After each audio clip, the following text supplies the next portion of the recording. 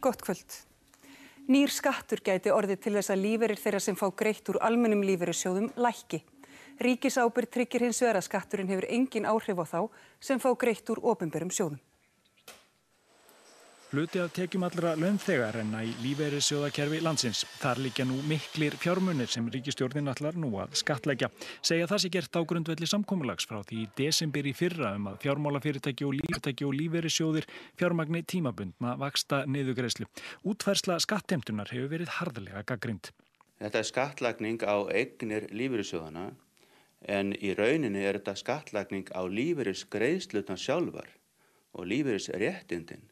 Lífeyrissjóðirnir eru ekkert annað heldur en lífeyrisréttindi og væntanlegar lífeyrisgreiðslur.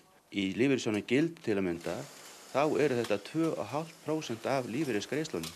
Vilhjálmur segir að svo hár skattur geti þýtt að lífeyrissjóðirnir verða að bregðast við. Lífeyrissjóðirnir munu á sínum ársfundum næsta vor þurfa að taka ákvörðun hvernig eða með hvaða hætti lífeyrir verður skertur á grundvelli þessa skatts.